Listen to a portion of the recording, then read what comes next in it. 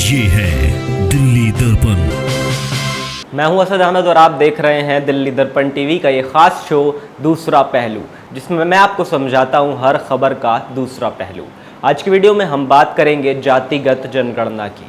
भारत में करीब 90 साल बाद एक बार फिर हर जाति की गिनती होने जा रही है और सुनने में ये बात जितनी सिंपल लगती है असल में उतनी है नहीं, क्योंकि सवाल सिर्फ ये नहीं है कि जाति क्यों गिनी जा रही हैं, सवाल ये भी है कि जाति कैसे गिनी जा रही है और उससे बड़ा सवाल इससे फ़ायदा क्या और किसे होगा। 1931 के बाद भारत की डेसेनियल सेंसस में सभी जातियों की कंप्रेहेंसिव एनुमरेशन नहीं हुई। 2011 में socio economic and caste census यानी SECC के जरिए कास्ट डेटा कलेक्ट करने की कोशिश हुई थी, लेकिन उसमें एक बहुत बड़ी समस्या सामने आई। लोगों से कास्ट पूछने का तरीका लार्जली ओपन एंडेड था, यानी सामने कोई छोटी फिक्स्ड लिस्ट नहीं थी, इनमें से एक चुनिए। लोगों ने अपनी जाति अलग अलग नामों, स्पेलिंग्स, उपजातियों और क्षेत्रीय पहचानों के साथ बताई और लाखों अलग अलग कास्ट एंट्रीज सामने आ गई।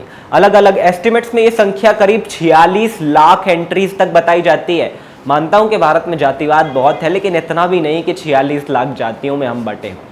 अब 2027 की सेंसस में फिर कास्ट एन्यूमरेशन होने जा रहा है और यहाँ से कहानी राजनीति में इंटरेस्ट रखने वालों के लिए बहुत ज़्यादा इंटरेस्टिंग हो जाती है। सरकार की तरफ से अगर हम इस बात को समझें तो भारत में कास्ट सिर्फ एक सरनेम नहीं है। एक ही कम्युनिटी के अलग अलग राज्यों में अलग नाम हो सकते हैं, एक कास्ट के अंदर कई सब कास्ट हो सकती हैं, और अगर सरकार पहले से एक लिस्ट बनाकर कह दे कि बस इनमें से एक कास्ट चुनिए, तो क्या ये सही होगा? हो सकता है किसी व्यक्ति की पहचान उस लिस्ट में हो ही नहीं, तो सरकार का एक बिल्कुल जेन्युइन आर्ग्यूमेंट ये हो सकता है कि हम किसी भारतीय से उसकी अपनी जाति बताने का अधिकार कैसे छीन सकते हैं। पहले व्यक्ति को अपनी पहचान खुद बताने दीजिए, उसके बाद क्लासिफिकेशन तो एक्सपर्ट्स कर ही देंगे।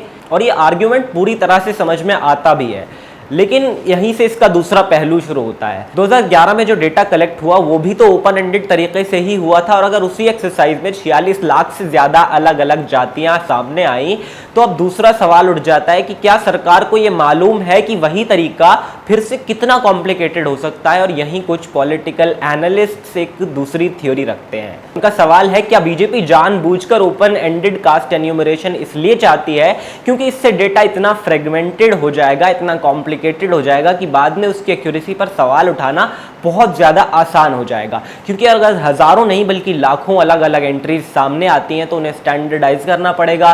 कौन सी एंट्री किस जाति के अंदर जाएगी, कौन सी उपजाति अलग मानी जाएगी, कौन सा रीजनल नाम किस लार्जर कम्युनिटी से जोड़ा जाएगा। और अगर ये एक्सरसाइज फिर बेहद कॉम्प्लिकेटेड हो जाती है तो क्या भविष्य में ये आर्ग्यूमेंट दिया जा सकता है कि डेटा इतना साफ नहीं है, इसके आधार पर बड़े पॉलिसी डिसीजंस और पॉलिटिकल डिसीजंस नहीं लिए जा सकते। और अगर ऐसा हुआ तो ये बीजेपी का बहुत बड़ा राजनीतिक मास्टर स्ट्रोक होगा, क्योंकि कास्ट सेंसस जो है इस तरीके से 2029 के इलेक्शंस तक टल जाएगा। और आप अभी देख सकते हैं कि जो अपर कास्ट है वो बीजेपी से ऑलरेडी बहुत ज़्यादा नाराज़ है।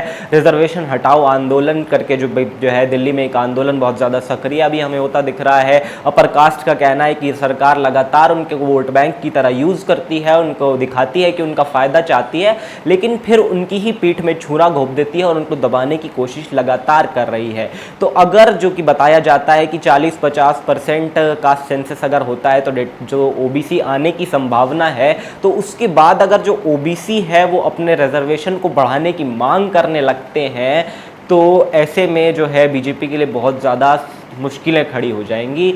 और फिर ओबीसी का रिजर्वेशन अगर वो देते हैं तो सरकार फंसेगी, और अगर नहीं देते हैं तो सरकार फंसेगी। तो जैसा कि कहा जाता है कि ये एक उनके लिए ऐसा निवाला बन जाएगा जो ना कि निगलते बनेगा और ना उगलते बनेगा, क्योंकि जो है और फिर ओबीसी पॉपुलेशन को जो है अगर वो नहीं देते, उनकी मांगे नहीं मानते, तो फिर जो है विपक्ष सीधा सीधा ये कह सकता है कि अगर आप हमें वोट देते हैं तो हम आपको आपके जो पॉपुलेशन का प्रपोर्शन है उसके हिसाब से एप्रोप्रिएट रिजर्वेशन देंगे, और इससे जो है ओबीसी का एक बहुत बड़ा वर्ग विपक्ष सीधा सीधा अपने पलड़े में ले जा सकता है। और अभी अपर कास्ट तो बीजेपी से नाराज चल ही रही है, तो इससे सीधा सीधा जो 2029 का बीजेपी का वोट कैलकुलेशन है वो पूरी तरह से बिगड़ता नजर आएगा। लेकिन क्या यही बीजेपी की स्ट्रेटजी है? हमारे पास इसका कोई प्रूफ भी तो नहीं है ना। ये एक पॉलिटिकल थ्योरी है और दूसरी तरफ एक इक्वली प्लॉजिबल एक्सप्लेनेशन भी हमारे पास है कि सरकार जेन्युइनली हो सकता है कि मानती हो कि भारत के हर नागरिक को अपनी कास्ट खुद बताने का अधिकार होना चाहिए और बाद में गवर्नमेंट मशीनरी उस रॉ डेटा को साइंटिफिकली क्लासिफाई तो कर ही सकती है। लेकिन असली राजनीतिक पेंच यहीं फंस जाता है। मान लीजिए इस बार डेटा जेन्युइनली एक्यूरेट आ जाता है और मान लीजिए ओबीसी पॉपुलेशन का प्रपोर्शन उन एस्टिमेट्स के आसपास निकलता है जिनकी चर्चा लंबे समय से होती आई है, मसलन 40 या 50% के आसपास।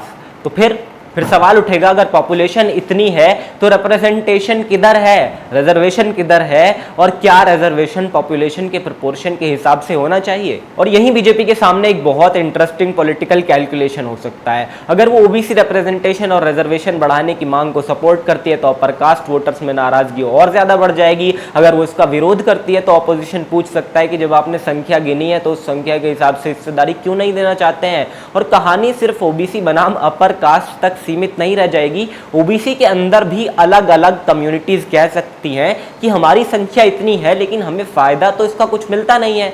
यानी कास्ट सेंसस के बाद लड़ाई सिर्फ ये नहीं होगी कि कौन कितना है, लड़ाई ये भी होगी कि किसे कितना मिल रहा है। और शायद यही बीजेपी के लिए सबसे बड़ा कैलकुलेशन है। क्या सरकार इस डेटा से डरती है? क्या वो मानती है कि इस डेटा को सामने ना आने देना ही बेहतर है? क्या बीजेपी कास्ट सेंसस को अपोजिशन का मुद्दा बनने से पहले खुद अपने हाथ में ले लेना चाहती है? क्या वो जेन्युइनली बेटर पॉलिसी बनाने के लिए ये डेटा चाहती है, या ओपन एंडेड मेथोडोलॉजी के पॉलिटिकल कंसीक्वेंसेस को वो ऑपोजिशन से बेहतर मैनेज कर सकती है? इनमें से कौन सी सोच असली है, शायद अभी कहना जल्दबाजी होगी। लेकिन एक बात तय है, भारत में जाति गिनना सिर्फ लोगों की गिनती करना नहीं है, क्योंकि जिस दिन ये नंबर सामने आएंगे उस दिन भारत सिर्फ ये नहीं पूछेगा कि किस जाति के लोग कितने हैं, वो पूछेगा कि अगर इस जाति के लोग इतने हैं तो उन्हें मिला कितना। और शायद यहीं से असली राजनीति शुरू होगी। तो यही था जातिगत जनगणना का दूसरा पहलू। आज के इस एपिसोड में इतना ही। मिलते हैं अगले एपिसोड में, तब तक के लिए देखते रहिए दिल्ली दर्पण टीवी। लेटेस्ट खबरों के लिए सब्सक्राइब करें हमारा YouTube चैनल या फिर लॉग ऑन करें www.delhidarpantv.com। खबरों की कवरेज और विज्ञापनों के लिए संपर्क करें।